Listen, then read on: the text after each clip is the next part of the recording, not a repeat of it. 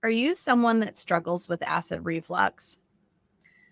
A lot of people tend to believe that acid reflux comes from an excess of stomach acid in the body, but that's actually not the case. Join me this week as we take a look at why acid reflux happens and how you can be proactive instead of reactive to the symptoms that you're experiencing. Hi, I'm Adrienne Irizarry. I'm an Eastern medicine practitioner who is passionate about women's health and helping women live their best lives. My goal is to put you in the driver's seat of your menstrual health, offering period solutions for a symptom-free life. Statements made in this program are for educational purposes only and not intended as a substitution for medical consultation or advice. We do not claim to diagnose, treat, or cure any diseases.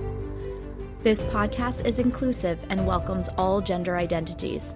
The focus of the program is on biological function, and we will use the term women throughout, but it is referencing physiological and social challenges for biology, not identity. Come as you are, I am happy you're here and welcome all performances of identity. I hope you find something helpful in this show.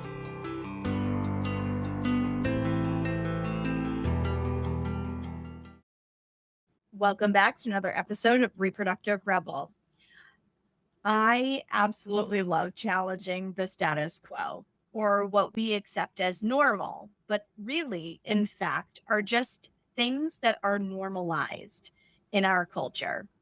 And this one actually doesn't have too much to do directly with the cycle, but it is something that I find comes up over and over again with my clients. And so I thought that it would be an interesting podcast episode to talk about. So let's talk about acid reflux. Oof, this is one that a lot of people struggle with. And this isn't one that people just struggle with when they're pregnant. They struggle with this often. And the number one thing that I hear from people is, I feel like I'm taking Tums all the time and it doesn't seem to be helping. So let's bust this myth wide open, shall we? Acid reflux does not happen because of excess stomach acid. Yeah, I'm pausing for emphasis there. Because that's usually the sound that I hear from my clients when I tell them that. Acid reflux actually happens as a result of too little stomach acid rather than too much. And so when we use antacids to help with that burning sensation, we're actually telling our body, hey, you've made too much of this, don't make any more. And it perpetuates a nasty cycle. So how the heck can acid reflux be from too little stomach acid when it feels like my chest and my throat are on fire? Well, let me explain. So according to Chinese medicine, stomach qi is supposed to go down. So energy, fluids, all of these things in your body have specific directions they're supposed to travel in. Some energies go up and some energies and fluids and such go down. Stomach is one of those places where the energy is supposed to go down. When you are having acid reflux, it's like driving the wrong way on the highway and you see all the red wrong way signs and you're still going in that same direction anyway and don't turn around. Chinese medicine has a phrase for this called rebellious stomach qi. And that's essentially what it's doing. It is being a rebel and is going opposite the flow of normal traffic. And that opposite of normal flow of traffic can feel really gross and disgusting. So we want to get it like on top of it and deal with the symptoms when they're happening. So we pop a Tums or some other antacid and we're like, oh, please bring relief. We're actually making the problem worse when we do things like this. And it is significantly better for you to be preventative rather than reactive when the symptoms occur. So, how are we preventative? Well, in Western culture, we do not do a really great job with fermented things that help improve the way that our stomach acid works and ensure that we have enough of it in order to be able to properly process our food. One of the biggest complaints in the West is gastrointestinal problems, for a large, long list that I probably could do an entire episode on just that. But when we aren't properly feeding our gut biome and we aren't providing it with the right tools and bugs in order to be able to function properly, we have symptoms. And one of the most common symptoms that I hear my clients talking about is acid reflux. So, how can we prevent this? Well, something like apple cider vinegar can be your absolute best friend. Now, if you're going to just Bragg's apple cider vinegar this problem away, I would say please dilute it in water, like 4 to 6 ounces of water for a tablespoon of apple cider vinegar, for example, because it will harm the enamel on your teeth if you do it that way. But it is a fabulous solution. If you were to consume 4 to 6 ounces of water with a tablespoon of apple cider vinegar 30 minutes to an hour before you eat, you'll have a very different experience with your meal. Why is that? Well, you're helping to prime your stomach. When you have weak stomach chi, it means that it's tired and it doesn't have all of the tools that it needs to do the job. So it's kind of like working an 8-hour day on 4 hours of broken sleep versus working an 8-hour day on 8 hours of solid sleep. You feel very different. You can do all of the tasks that are given to you.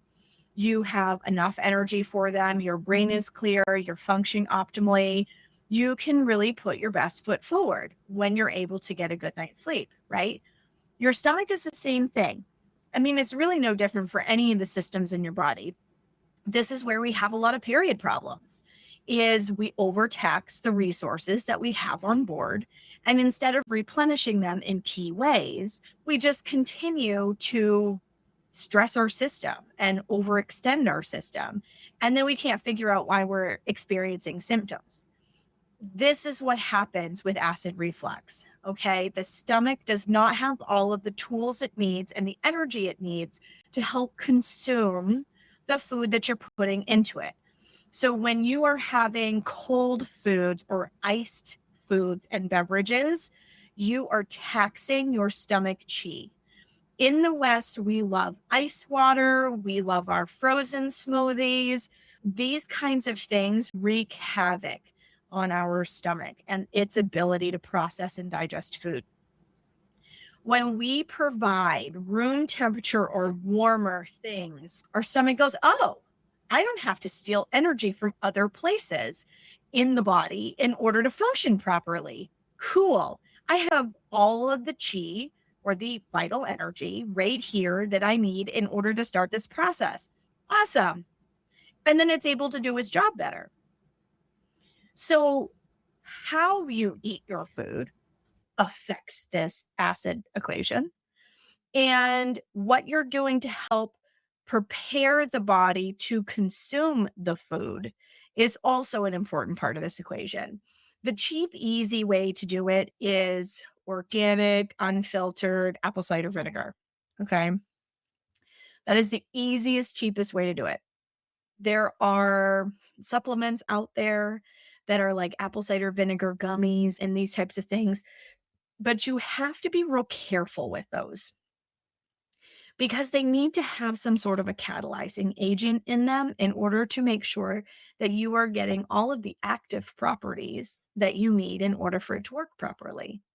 So make sure that it is a supplement if you are doing it that way, that because, not everybody really digs the taste of apple cider vinegar, but that's actually part of the problem. We don't crave these kinds of flavors in our diet because our diet is devoid of them. So not only are we not getting enough of the thing that we need, but then when we go to try to do it, we don't like the aesthetic experience with it. And so we're reluctant to do it. And then we don't have the tools that we need, and it's a snowball, right?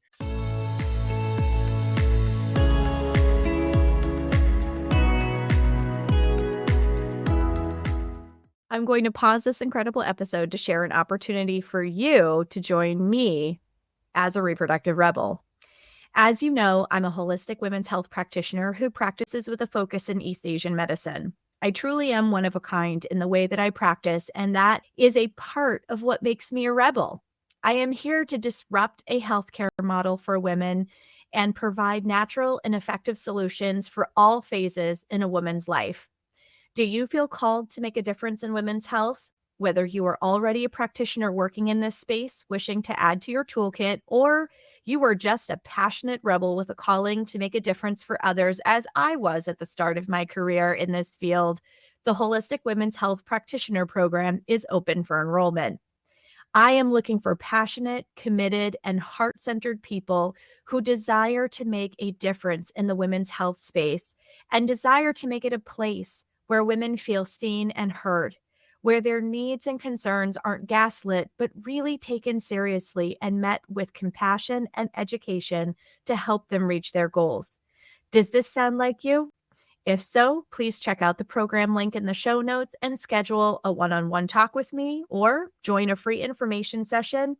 Or if you know that without a doubt this is where you want to go, enroll and get started today. Together, we will make a difference for the future of women's healthcare. I can't wait for you to join me. I have never met anyone as charismatic and downright passionate about women's health as Adrienne Irizarry is. Not only is it just a delight to be in her presence as a friend, but as a student, her passion for her work, it comes through so prominently, and it helps ignite the excitement that lives inside of me as her student. We literally laugh, we cry, we share, we support. The knowledge is endless, and the infinite capacity of her being for this work and teaching and mentoring is just astounding. It's so beautiful. I can't think of a better instructor to be working with this topic. We are powerful. Women hold the most beautiful power within their beings. And Adrienne is the perfect example of she. She is the epitome of woman. And now back to the show.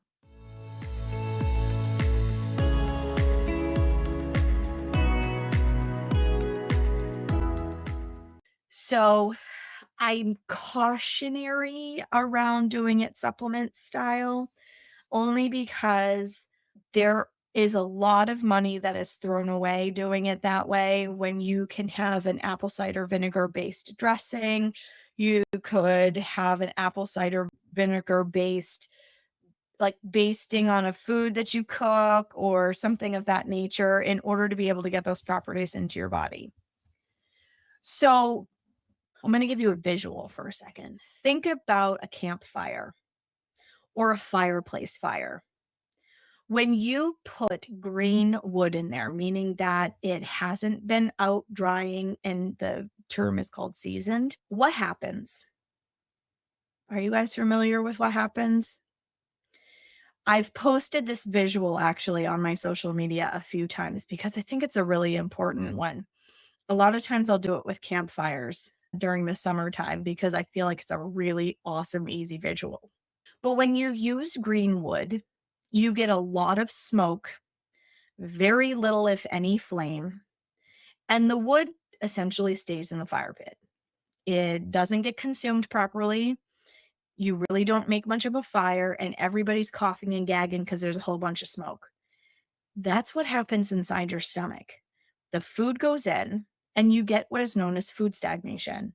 There's not enough energy and there's not enough tools in order to consume and really truly pull apart in the digestive process all the things that you've put in there.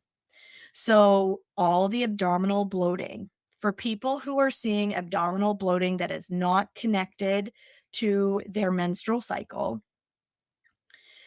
there's a reason.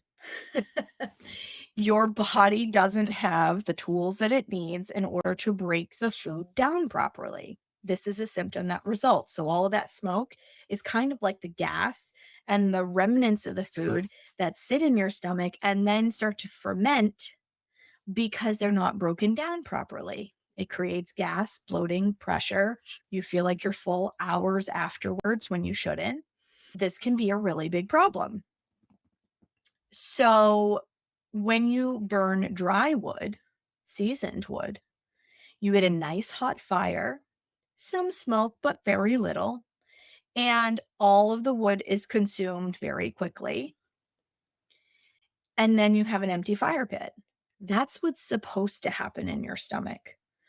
So, when we help the body to create stomach acid so that it can consume things properly, the chi doesn't get rebellious. It doesn't go in the wrong direction. It has all the tools it needs to function properly, all the energy it needs to function properly. And the acid up the throat situation, wrong way on the highway, begins to dissipate and disappear entirely. So I would encourage you the next time you reach for a bottle of antacids to really stop and think, have I been eating fermented foods that are going to provide my stomach with the proper fuel that it needs to consume the food that I'm putting into it? Am I eating a lot of cold or iced foods or beverages? And invite you to play with it and see how your stomach feels, how you're able to digest food, and if the bloating changes if you consume things that are room temperature or warmer. Straight out of the fridge, straight out of the ice box is really hard on our system because the body needs to pull energy from someplace else to warm things up to a point where then it can begin the consumption process. That takes a lot of energy. And we feel lethargic. Sometimes it affects the way that we feel when we wake up in the morning. We're just kind of slogging through our day.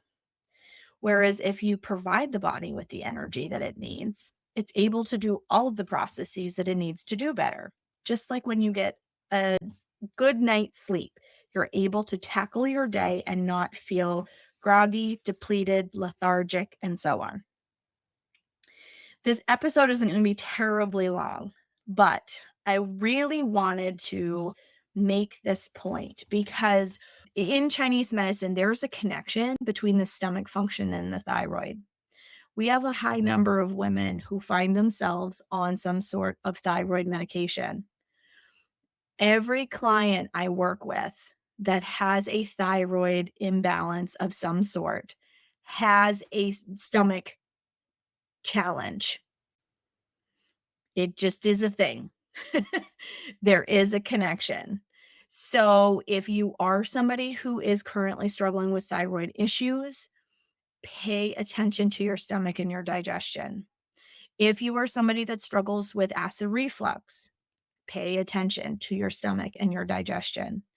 So the easiest ways, and I know that I've mentioned this through the episode, but the easiest ways are consuming room temperature or warmer foods and beverages. That one sometimes does take some adjustment. If you look at Europe, they serve beer warm. They don't refrigerate it like we do here. That helps the way that the stomach digests. The thing number 2 is making sure that you're getting some of these acidic foods into your system, like fermented vegetables, This could be a kimchi. This could be a sauerkraut.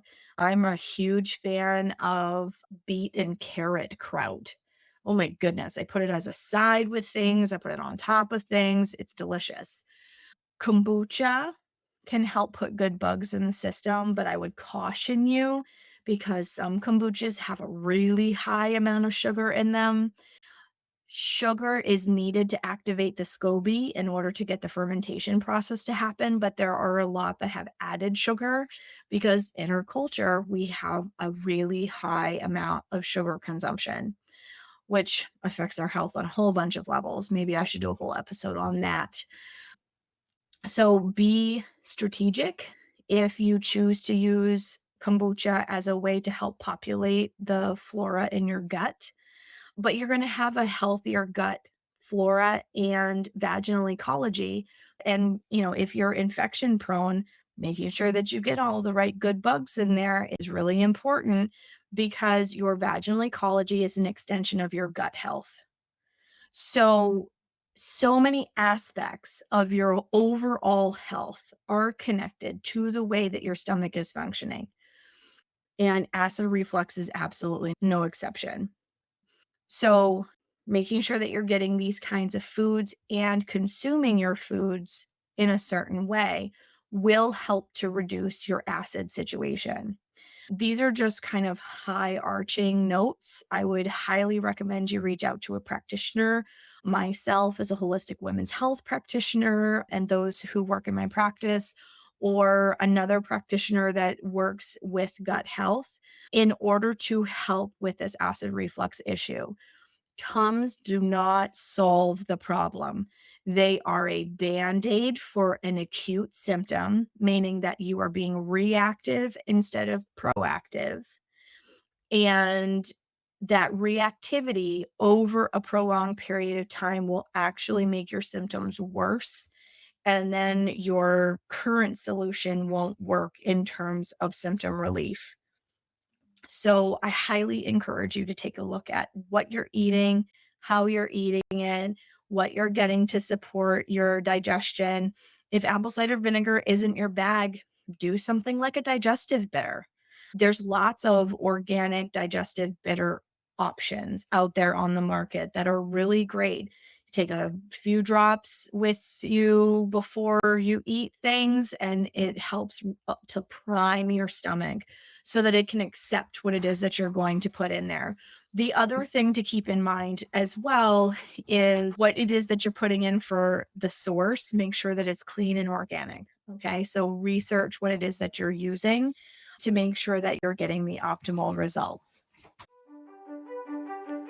Thank you for joining me for another episode of Reproductive Rebel. Reproductive Rebel is recorded by certified peri-steam hydrotherapist and acutonics practitioner, herbalist, and Chinese nutritional therapist Adrienne Irizarry of Moon Essence LLC. If you are interested in setting up an appointment for one-on-one support, ordering from our store, or checking out our course offerings, visit our website at moonessence.life. Be sure to subscribe to our newsletter and get insider information on upcoming events and offerings. Join the conversation. Like and follow us at MoonEssenceMe on Instagram, Facebook, or LinkedIn.